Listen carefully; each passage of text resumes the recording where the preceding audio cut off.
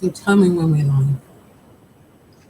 Yes, we're live now. Welcome to Tea with Lily, and I'm going to do my Hollywood thing. We've got René and Lily. René, I host Tea with Lily because I like to talk about wonderful things with the great and the good. That means that we talk about topical issues over a cup of tea and basically things that people want to learn in order to help them with their professional and personal growth. And we're doing that today about leadership, inclusive leadership and collaboration.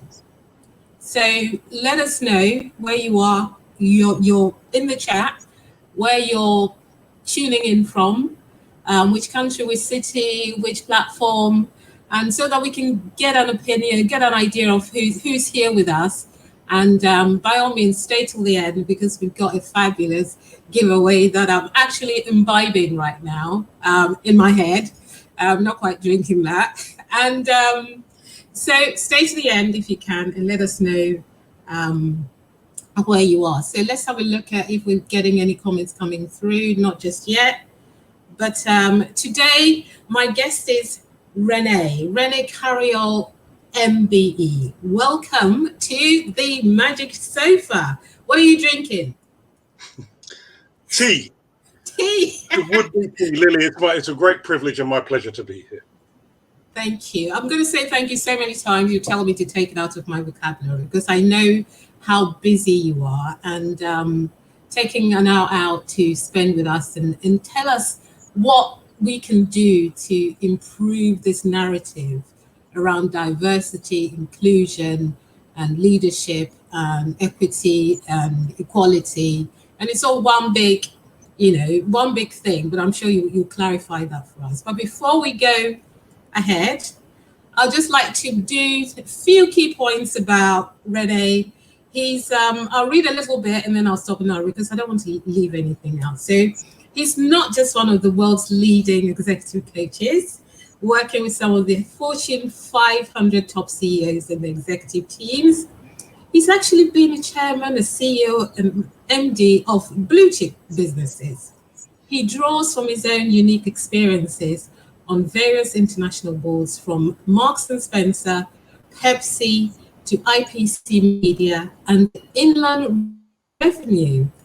Yes, the Inland Revenue, we're talking about that. René has built his reputation on getting to know the culture of businesses better than they do themselves and providing them with answers and solutions, no matter how big or small the problems. So, René, thanks again. In terms of Marks & Spencer, I understand that from your book, Spike, were you in the menswear or you ended up in the ladies' wear and something like that? A whole lot. 9 different roles. 9 different roles. 9 different roles, but you're always very well turned out, and I'm sure the sort of the menswear department, you sort of raided that department quite often because you're always looking top notch. It was fantastic to work there. It was fantastic to work there because at the time I worked there, they were the largest retailer in Europe back in the day. And being very British and being number one, they were the incumbent. Yeah. So they taught me everything about management, but not so much about leadership. Oh. When I left there and I went to work for Pepsi, they were a challenger brand. They taught me everything about leadership, but not so much about management. And as we all know, you need both to be successful in any career. But in our times of transformation, you need a lot more leadership than management. Yes, because things are changing, aren't they? And, very quickly, very, very quickly. And I think sometimes we confuse management with leadership, especially in the corporate world, because people who are good at their jobs tend to be promoted based on how good they are at jobs rather than how they can lead the team. It's true, especially traditional businesses. But I think things are changing a bit. We're trying to experiment at the moment with all of the clients I'm working with. We're asking the question, how different would the world be if we gave leadership to those at the beginning of their careers as opposed to 10, 20 years later? Yeah. And the answer's spectacular. So what we're seeing, the results are spectacular. Seeing those in their early 20s and giving them leadership development and watching them fly, especially at a time during the pandemic where the 10 years worth of experience that we may have got isn't proving that useful. Because those 10 years, what we did for 10 years, we're no longer doing today. And bringing those along who are a little bit braver, a little bit more courageous, there's no unlearning to be done. We're giving them leadership development. They are really flying. And the lack of fear, plus the fact that there's no unlearning, it's spectacular. So we keep asking the question, how different would the world be if we gave leadership development to people at the start of their careers? That is a great question. And hopefully people will start thinking and implementing some of the strategies that you work with them to deliver. Well, we're seeing it, and it's inclusive leadership. Inclusive leadership. We'll come on to that. Oh, I've got some old friends on here. Elvin K. Box. Hi, Elvin. How you doing? Elvin's an old friend of mine as well. Yeah. Elvin is a top man. We've got Denise. We've got Letitia from Italy. Denise, I think, is in London. Elvin is in Essex, I think. And Rosie probably somewhere in London. So quite a diverse group of people. So let's look at the last paragraph, which is no one ever forgets being, penultimate paragraph. No one ever forgets being at one of his sessions. So we are in for a treat. And he's an accomplished visiting professor at Cass Business School. His critically acclaimed latest book, Spike, What Are You Great At?, enables us all to unleash our inherent strengths and realize our true potential. As René says, if you accept your limitations, you go beyond them. I'm intrigued. Welcome again, Sir René. I keep calling you Sir René because I'm sure it will come. It's only a matter of time. The number one leadership and business keynote speaker. I've got a few questions for you. I'm going to start from the top. What is a spike, or what are a series of spikes? So look, everyone is brilliant at something. No one is brilliant at everything. The trick in life is to find out what are the 1, 2, or 3 things we are outstanding at, not good at, not applied learning, not physics, not chemistry, not geography. The gift, the blessing that you're born with, something that you're just superb at. Yeah. We call them spikes, the superpowers, the blessings, the gifts. Mm. If you can identify those, then we get that lovely spike virtuous circle. The things I tend to be really good at are the things I tend to really enjoy. The things I tend to really enjoy tend to be the things I'm really good at. So if we find the 2 or 3 things we're outstanding at, we can build our careers around those. Do a job that you love, you never work a day in your life. Now, unfortunately, when we go through our professional careers in corporations, when we come to our annual performance appraisal, they tend to go something like this. René, here's the 2 or 3 things you're outstanding at. Can we just park those? Can we have a look at the 124 things you're not so good at, your areas for improvement, your areas for development, your limitations? Yes. And we're going to spend the next hour talking about the 124 things you're not so good at. And at the end of that, we're going to produce a performance development plan that's going to focus on the 124 things you're going to work on for the next 12 months. Well, how about the 2 or 3 things I'm really good at? Well, can we just park those? So can you spend the next 12 months working on the 124 things you're not so good at? Now, that makes the assumption that we can all be brilliant at everything. It's rubbish. It's nonsense. Yeah. No one can be brilliant at everything. What if I worked on the 2 or 3 things I'm really good at and made them superpowers? What if I only focused on those? And everyone else in the team focused on what they're so good at? And when we come together, there's nothing we can't resolve. Individually, we have some great strengths. But when we come together, we're unbeatable as a team. And increasingly, the leaders I work with, what we try to do with them is we recognize that no leader is an all-rounder. No leader is brilliant at everything. They too have spikes. If we find out the 2 or 3 things they're so good at, then build a team around them who compensate for the things they're not so good at. Therefore, it's impossible for one person to be that broad, but it's not impossible for the team to be that broad. The challenge then becomes stop being obsessed with the best person for the job. Yeah. Identify the best person for the team. Best person for the team. Interesting. Based around covering every base. Sports teams have been doing this for years. There's a reason why she's the shooter. There's a reason why he's the goalkeeper. Because they're really good at it. That's their spike. Talking about football, I don't think I remember which football team you support, and perhaps your answer might end. That's a disgrace. This conversation is That's a disgrace.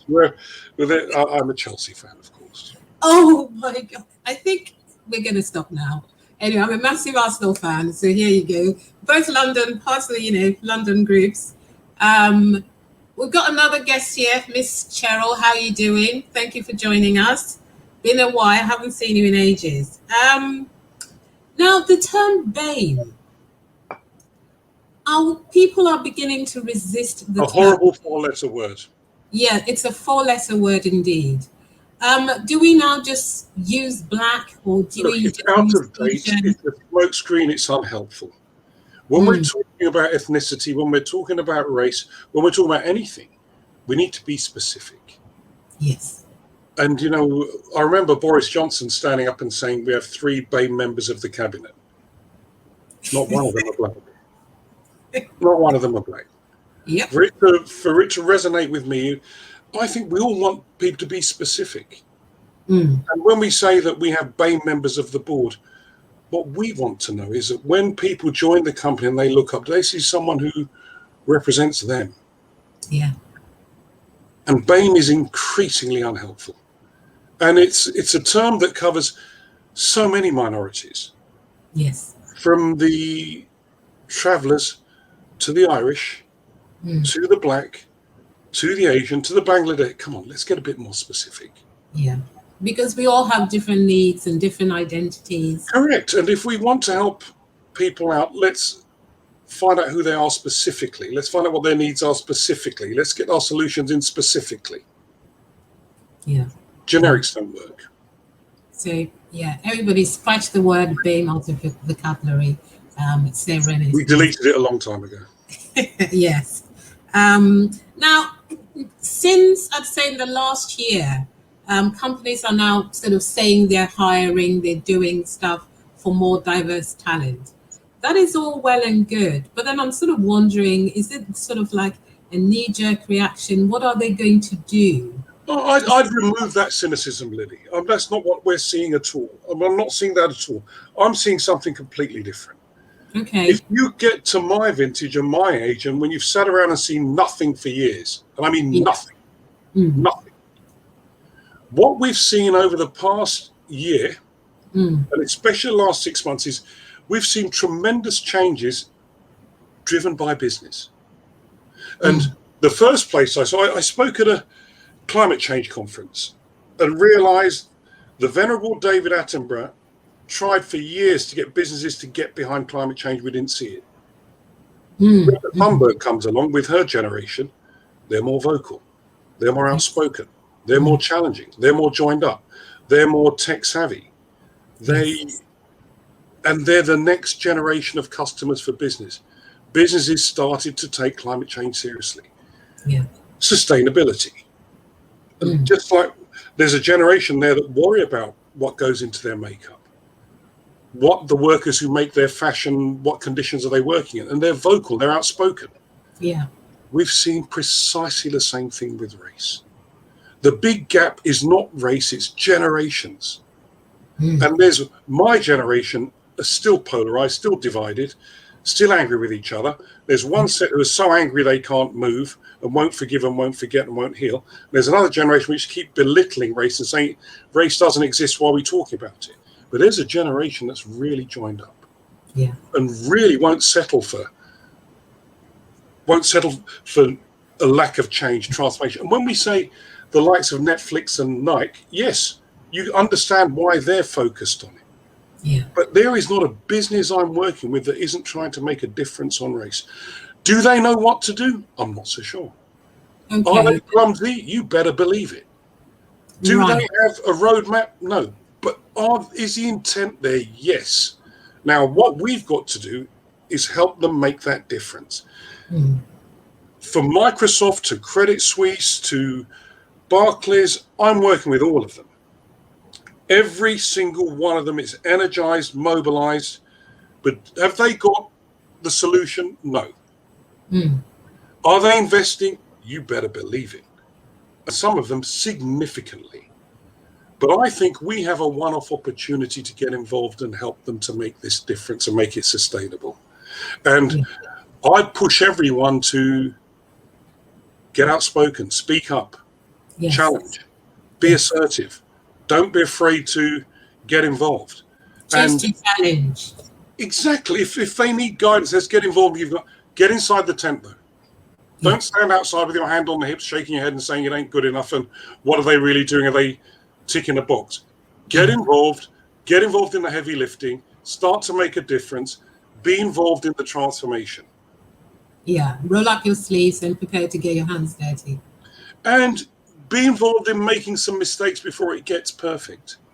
Yes, I think we all have a responsibility to be part of that conversation rather than waiting for other people to again make a decision and dump it on us. And I'm talking about those who are working, those who are of our hue, who are working in corporate. Let's take a leaf out of what the Me Too movement, the gender movement. So the 30% club, I look at them and I admire them. They decide, they set themselves a target.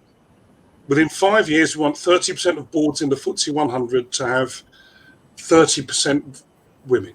It took them 7 years, but they've done it. Yes. 33% now. But they lobbied, they worked, they challenged, they spoke up, they were energized, they were everywhere. Yes. You're not going to get change by standing there saying it ain't good enough. You're going to have to climb inside that tent and push, fight, speak, challenge. And I think, I've not seen an opportunity like this. I've not seen the headlines like this. I've not seen even from Harry and Meghan. Yes. It's going to upset a lot of people. So what? So what? But we've got to stay relevant. We've got to stay energized, and we've got to get things done. And I'm close to it, so I'm seeing it. And I think we can't be afraid to speak up. We can't be afraid to. Being neutral no longer is good enough. Moaning's no longer good enough. Yeah. As we say that. You got to be anti-racist. Yeah. You got to make a difference. You got to make your voice count. You got to make your vote count. And otherwise, somebody else will speak on your behalf and say the wrong things that you wanted to say. Yeah, and what I'm seeing is that it's difficult. I think what we're seeing is diversity is the right thing to do. Diversity is the smart thing to do. Diversity is not the easy thing to do. No. It's hard. Holding people to account is hard.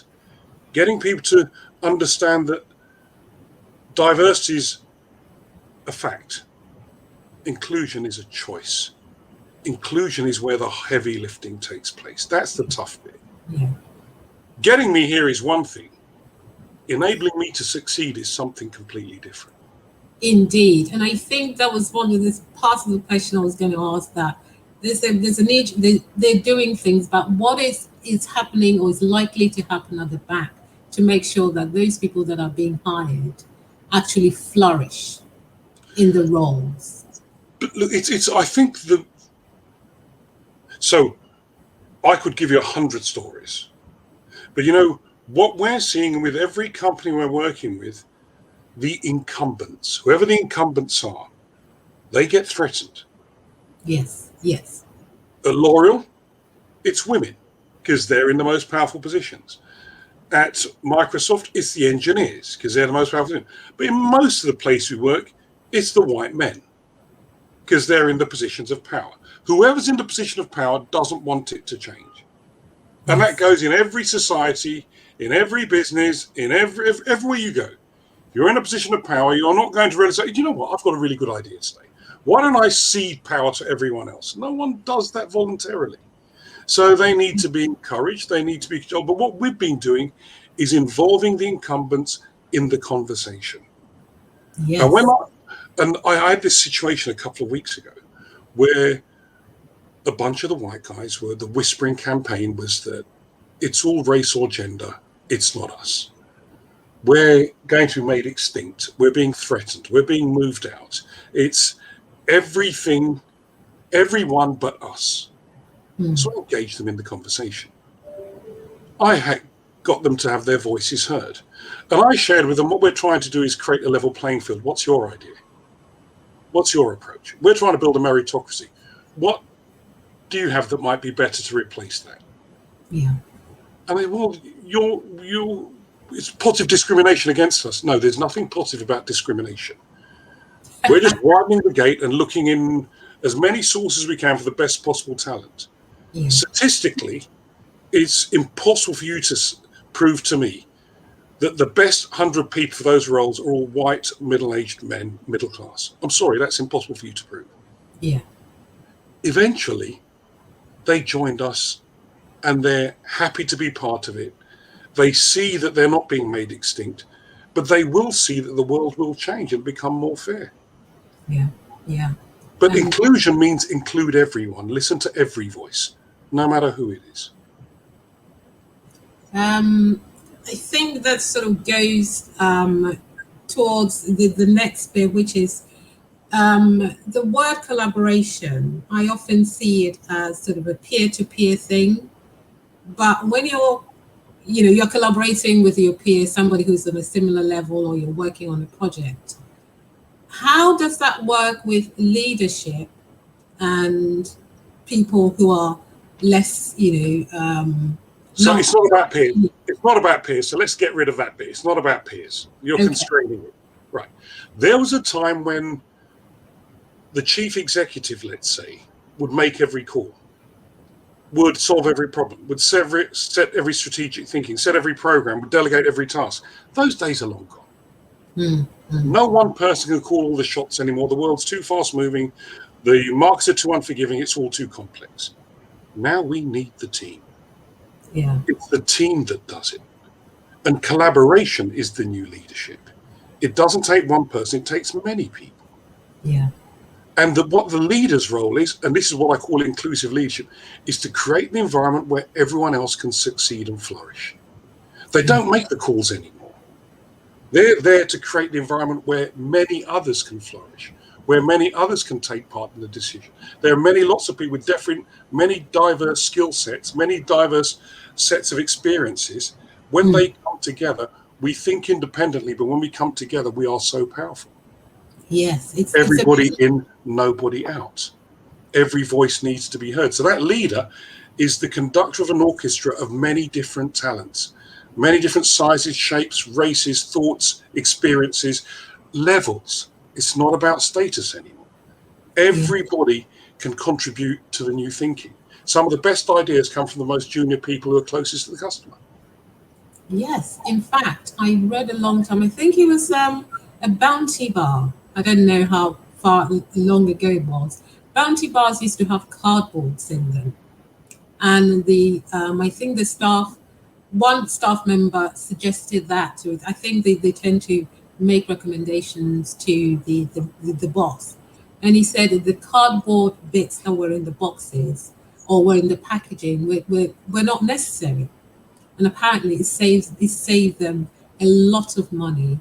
But the beauty of that story is the leaders got to ensure that voice can be heard, that opinion can be valued, and that thought can be established as part of the strategy. That's inclusive leadership. Yeah. It doesn't matter who you are, we need to value your contribution. Yeah, yeah.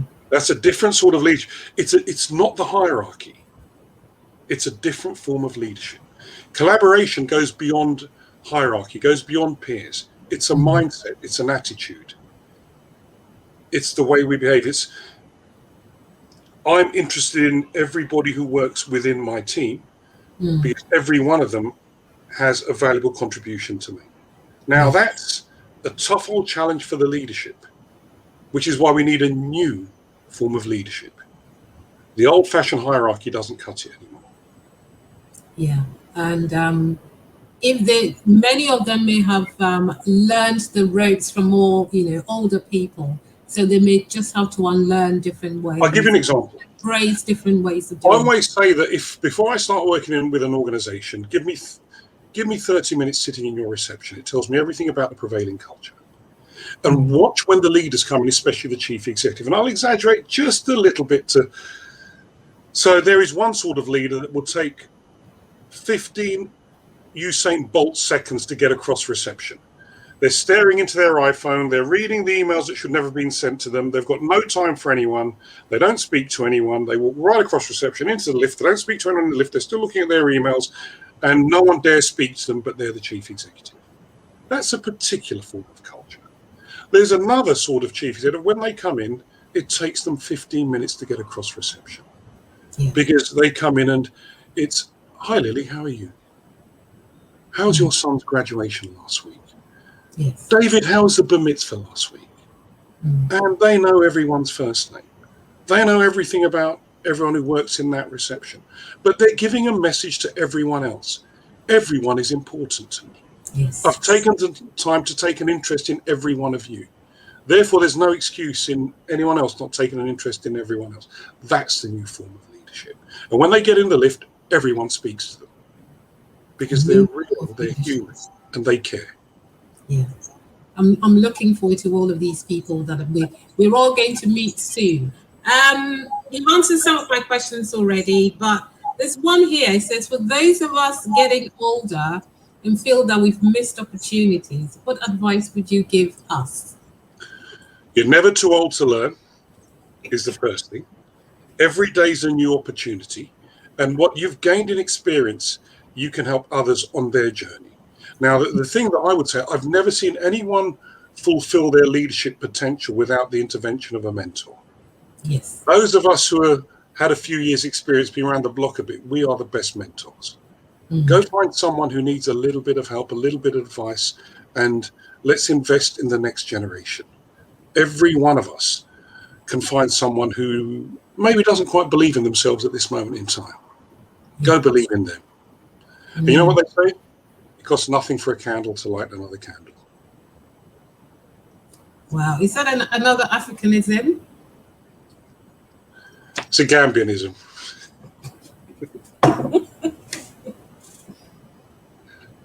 Sorry. I nearly choked on my water. Yeah, we've got some questions here. I'll stop my questions now. We've got some questions here, so let's go through them. Let's see some questions from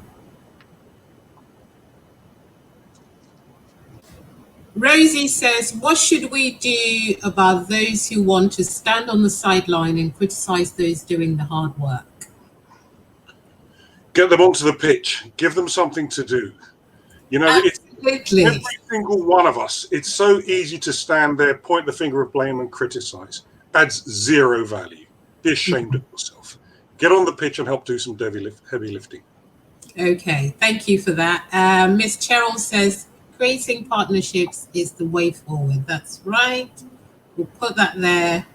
Ohiniwa says, facts. Inclusion, Cheryl is on a roll. Inclusion is disruptive and not many people understand that. Amy says, good evening, Lily and Renee. Definitely agree about focusing on the best talent. Also, I've asked a question. Who defines, let me put it all here. Who defines what best talent is?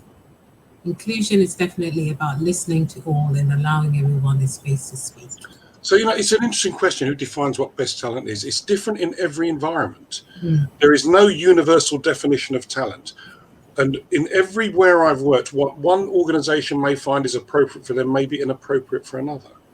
And I think, you know, as I said before, there was a time when we obsessed about the best person for the job. Let's obsess about the best person for the team. And each team is different. Each team needs something different. And that forces us to take a more diverse view of what we see as talent. And the talent that's going to work in a team led by you, Lily, will be very different to a team led by me.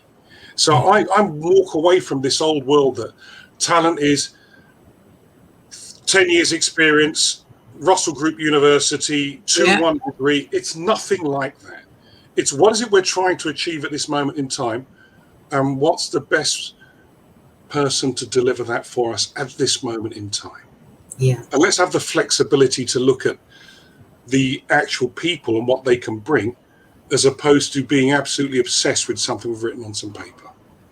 Yeah, unfortunately, a lot of people are still living in that sort of, with that mindset. A lot of hiring managers are younger. Yeah, but I think there's a message here for all of us, that let's starve those firms who don't know how to appreciate talent of our talent. Let's ensure that we're joining an organization, a business whose values match ours. And don't wait till you're in there a year later to realize that, I'm not being appreciated. Nowadays, I think we can ask some different questions before the hiring. Let's do some hard work there.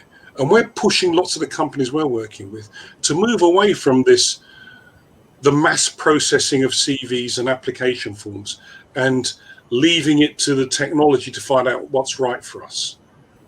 We've been doing some work with these, the big push for 10,000 black graduate internships. It's been amazing. Every single business I'm working with has taken up a large allocation, but it's taken someone to raise the question, to push the challenge, and get them to see what an opportunity it really is. It's been amazing. And what we've seen is little resistance when you push. Yes. I think half the time the door is slightly ajar, and sometimes, right now, I believe it is. And it's slightly ajar, but there's nothing wrong with giving a good old kick.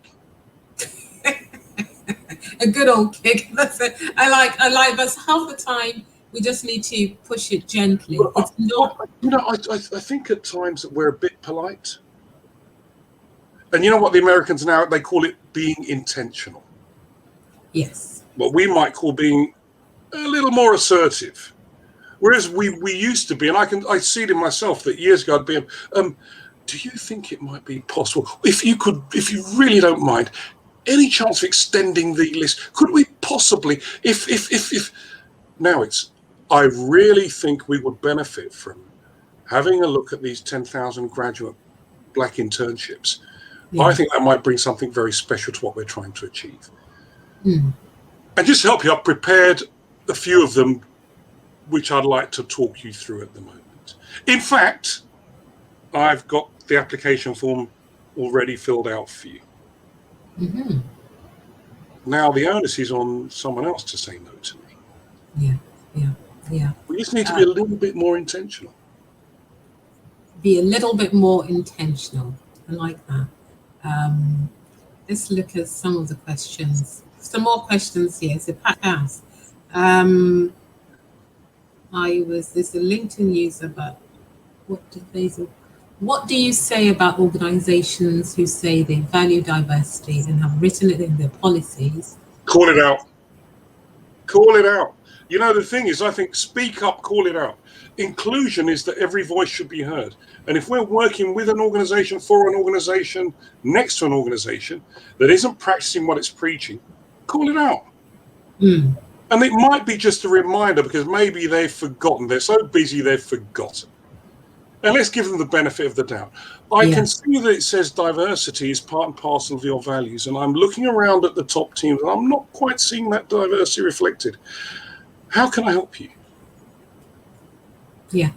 But I think nowadays it's not good enough just to walk past it. Call it out. Yeah. Have a voice. Speak up. Find the courage.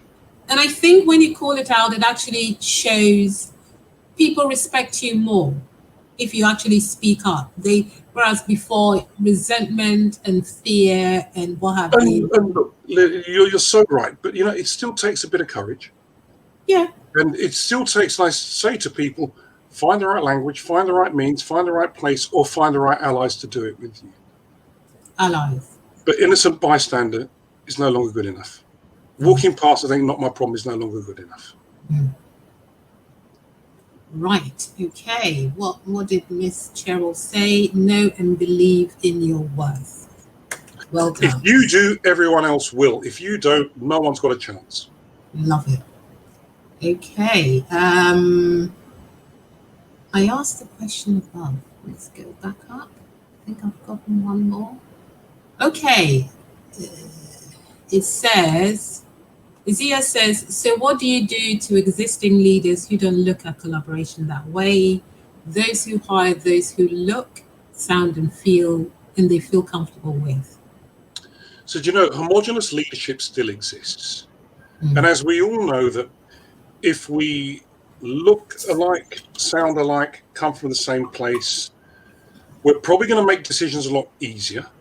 We're going to be aligned a lot easier, but the quality of those decisions may not be the best. What McKinsey's groundbreaking research of March 2020 showed that if we get diversity, cognitive diversity, we come from different places, we see things differently, we think independently, we're harder to align, we're harder to come to a decision on, but the quality of those decisions. And what they've shown, all their research shows a 34% financial uplift on performance. It's undeniable. But I think if they all look the same, act the same, behave the same, help them by taking a photograph first. Share the photograph. Let's just get things moving. I know people who've done that and called people out, and they've been very embarrassed. But I think sometimes we have to call it out. Yeah. We're working with an executive team that nearly identikit males. Okay, and they're saying all the right things about diversity and inclusion. They're pushing all the right initiatives, but no one's asked them to look at themselves. And diversity starts at home. Yes. So I've had to have the uncomfortable conversation. Uncomfortable conversations. You have to. And it was taken the right way. And it's changing. Brilliant. But I think the onus is on all of us to toughen ourselves up. Yeah. Be prepared to have that assertive, that intentional conversation that may feel a little uncomfortable, but couch it in the right terms. Yeah. You don't ever have to offend, but don't be afraid on being assertive. Find the right time, find the right moment. I remember a few days after May the 25th, the tragic murder of George Floyd, my WhatsApp started to go ballistic, vibrating. And it was a bunch of white, middle-aged, middle-class men, chairman and chief executives who I know and I respect, who are all asking one question. I want to have a difficult conversation about race with my colleagues at work. Many were being pushed by a younger generation at work. Many were being pushed by their colleagues. Many were being pushed for a number of different reasons, but they honestly didn't know where to start. And the reason they're coming to me is that I don't want to make any gaffes. I don't want to say the wrong things. I don't want to make things worse. Where do I start? Yeah. And I'd say there is no perfect solution. You're not going to be brilliant, but you've got to start. Yeah. And the only mistake is the one you don't learn from. Everyone's going to get your intent. You've got to, if you miss this opportunity, you miss it forever. It's a bit like swimming. There's only so much theory that's going to get you swimming. At some stage, you're going to have to jump in that water. And you know what? You may get a mouthful or a belly full of water. As long as there's allies around, you will learn how to swim. Every one of them jumped in. None of them was perfect. Many of them were clumsy. Yeah. Every one of them started an initiative that's still running today. It starts somewhere. Yes, and sometimes it's a bit like you've heard that somebody's not well or somebody's lost a, whether it's a family member. I don't know what to say, so I won't call them. I don't know what to say, so I won't do anything. I'll just sit back and watch until things cool down. For me, that's the wrong approach. It's better to say something. Let's try and engage and at least give our sympathy. Yes. At least give our condolences. Yes. At least be there. That they know you're there. Yes, correct. Because that can be so comforting for some. Look, what we've seen throughout the last 12 months through the pandemic is how many of us are really vulnerable. And it's sort of lifted a cloak on how many of us are marginalized. How many of us can't work from home? How many of us are key workers? How many of us had to work? Yeah. 4 times as many black people are likely to die of COVID-19 than those who are white. And all of a sudden, we've had to get involved. And there's 2 things I advise everyone that we've learned from this. Look out for each other, look after each other. Yeah. Look out for each other, look after each other. And what we know is that when we come together, we're even more powerful. When we look out for each other, we're so much more powerful. And out of the dark clouds, the sadness, the loss, let's hope one thing comes out of this, that we recognize that strength comes from being together. No matter what our backgrounds, no matter where we're from, we can all look out for each other and look after each other. Yeah, and I think one thing that this time last year, actually today is the anniversary of lockdown, as it were. And this time last year, there was one thing that we all were fighting for, regardless of whether they had money in the pocket or not. It was toilet paper. It was the leveler, wasn't it?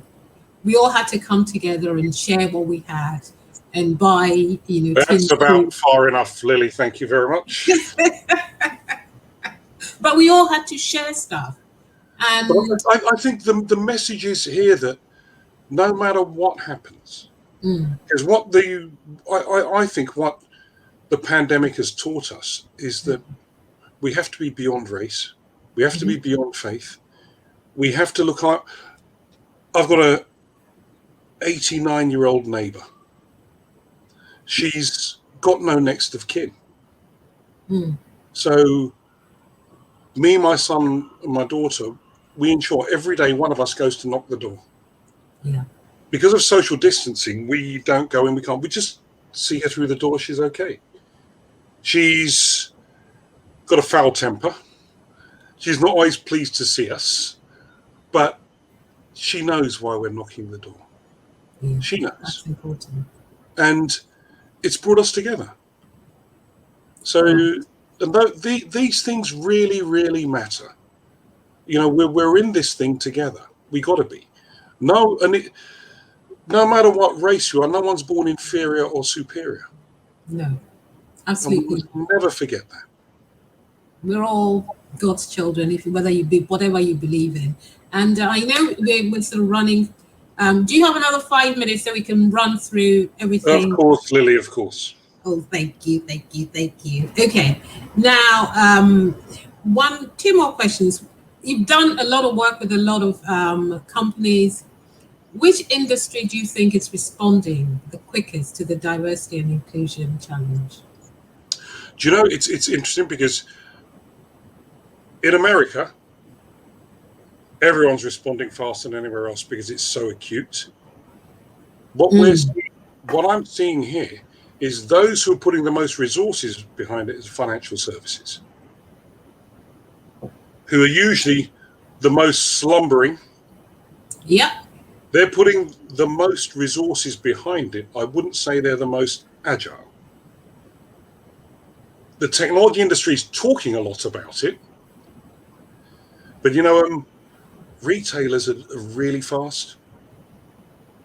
Co-op and Sainsbury are doing some amazing things, putting their money where their mouth is. But I'd like to be a little bit more holistic about it. And I'd said this to you before earlier on, that we're getting a lot of calls from a lot of diverse industries, lots of diverse companies who are trying to do something. Yes. It's not a lack of intent, it's a lack of knowledge. I'm not seeing people who don't want to make a difference. I think they're struggling to know what to do. So it's the what. They know why they've got to do stuff. If they need to. I think the intent is there. And what we're having to do is a lot of education, awareness, direction, point. And and there's this, strangely, I'm preventing people from doing loads of actions. Because they're saying, let's do some action, let's do some actions. Because the hearts and minds aren't there yet. If you haven't changed the attitudes and you haven't changed the behaviors, then a bunch of actions don't mean anything. Yeah, it's like putting paint on old paint instead of... Correct. Now the actions. Let's do some actions. Let's do some... Hang on. Let's check that you really understand and you really believe. Then the actions really mean something. And one final question. Are HR the best place to house D&I? To house, sorry? Human resources, is that the best place to house diversity and inclusion? You're not really asking me that question, are you? I don't know, some people I think there's only one place where diversity and inclusion sits. Chief executive. Chief executive. Why not HR? If you look, HR has a part to play, but is that the most powerful influencer in the business? No. Who needs to be the champion, the steward, the sponsor of a change, an initiative of inclusion? Yeah. Let me give you a clue. Chief executive. CEO. If you're going to, and I absolutely mean that. We didn't see the world of gender change seriously until the chief executive got behind it. Yeah. We're not going to see the world of inclusion change until the chief executive gets behind it. And I would say the board of directors as well. Yeah. This is seismic change. We're not after a Caribbean evening on the third Wednesday in October on Black History Month. That's not what we're after. We want to fundamentally change the way the business looks, feels, and treats its colleagues, its stakeholders, its suppliers, and the way it measures up to society. And I think it's the most exciting time we've ever seen in terms of inclusion. Absolutely. Is it going to be easy? No. Can it be done? Yes. But we need to start holding each other to account. Yeah. Great. Speak up, speak out, everybody in, nobody out, believe in everyone. Everybody in, nobody out, believe in everyone. I do get your sparks or daily sparks and I still don't know it. I need to go back to school. Right, okay. Now, can you share some tips with us, please, before you go? Final tips. I think we've talked about them as well, but you talk about, collaboration in us being the new leadership. I suppose the message I would leave everyone with, there was a time when there was this mythology in Western developed societies that leaders are only at the top of the organization. It's nonsense. Leaders are everywhere. And leadership is not management.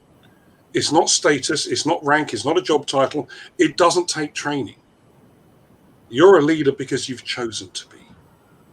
And the model I would give everyone on this call, if you want to know the model of leadership that works best today, think mothers at home.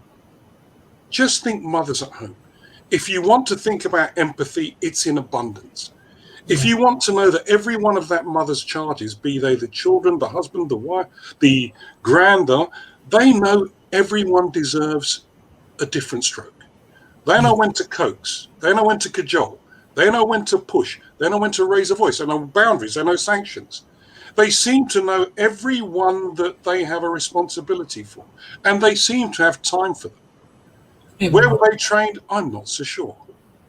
What degrees and qualifications do they have? I'm not so sure. Do they get it right all the time? Every time. The most amazing model of leadership today is mothers at home. Everyone can be a leader if they choose to be. And you know what they say? Good leaders create followers. Great leaders create. Great. I read that. You want to know how to lead? Go and have a look at Mother at Home. Great. In fact, that goes around something that I wrote late last year on leadership and parenting.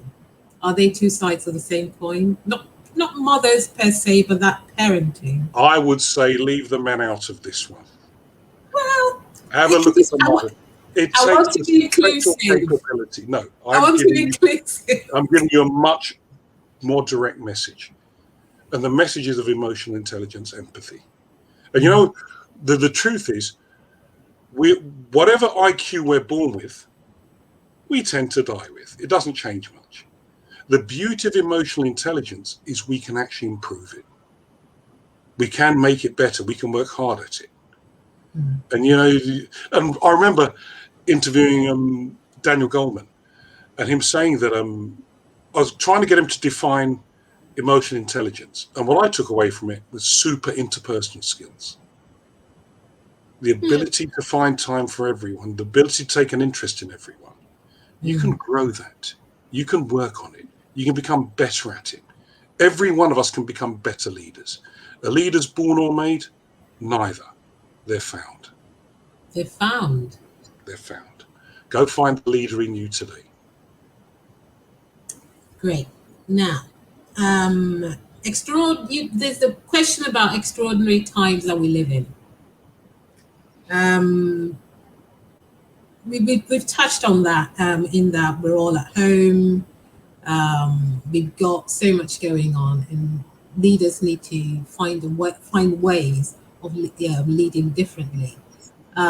What would you say to those leaders who have Black employees? I mean, we're talking Black because of my hue, who have Black employees who are just feeling a little bit low in terms of the level of acceleration. It hasn't gone far enough as far as. But I would say with the closing message for you, the closing message for you is that the challenge of leading when people are geographically distributed, some are in the office, some are in a hub, some are from home.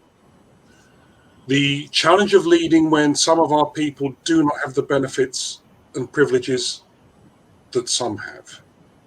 The onus is on the leader then to find different ways of connecting, different ways of being visible, different ways of communicating, different ways of motivating.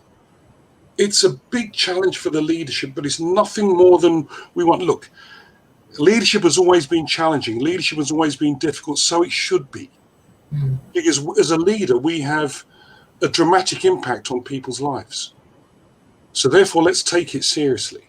Everyone can improve at leadership. And if my charges, if my colleagues, the people I'm responsible for, the people I'm working with, are of different backgrounds, different ethnicities, different genders, different age groups, different, well, we shouldn't expect anything different. That's what we signed up for. So therefore, let's not have one method of leadership. Let's have many different methods of leadership. And I want to give you one example of this. There's a brilliant woman, Louise. Louise is the president for TK Maxx Europe. And she's fantastic. And every Friday morning, Louise has a list of phone numbers of people she hasn't spoken to for the last month in her organization across Europe. She doesn't use Teams. She doesn't use Zoom. She gets out a mobile phone and she calls them. She doesn't have a to-do list. She doesn't have a progress chasing list. She's got no KPIs. It's Lily, how are you? We haven't spoken for some time. I just wanted to call and see how you are. Imagine how Lily feels when it's the president of the organization. And she's just calling on a mobile to see how you are and have a bit of a chat. I mean, how wonderful and how simple is that? You work harder to prove yourself and make that call. It's just, carry you. But Louise has got to care and take the time. All morning, she just makes calls. One after the other, one after the other, one after the other. It sounds little. It's huge. Huge. So let's ask ourselves a question. How far are we going out of our way to ensure we connect with, communicate with, catch our people doing right, remember their names, remember who they are? Because every one of those relationships is absolutely vital. And as a leader, that's our responsibility. Thank you. Thank you. I haven't got any more questions. I just want to thank you. And I know we've gone way over. So if anybody wants to find out more about René, go to renecarayol.com. I'll drop all the links into the chat after this or first thing tomorrow morning because I need to go and get some food. I'm not supposed to eat after 7 apparently. LinkedIn regular postings, and please, please, please, I get this every day. It's called Daily Sparks. It fires me up during the week, and I get that every day. So I'd recommend that. But René, thank you so much for. My pleasure, Lily. Really good to talk to you, and thank you for everyone for dialing in today. Thank you very much. Thank you. Thank you very much. And may everything that you all wish for be the least that you receive. Bye for now. Take it easy, Lily. Thank you. Take care.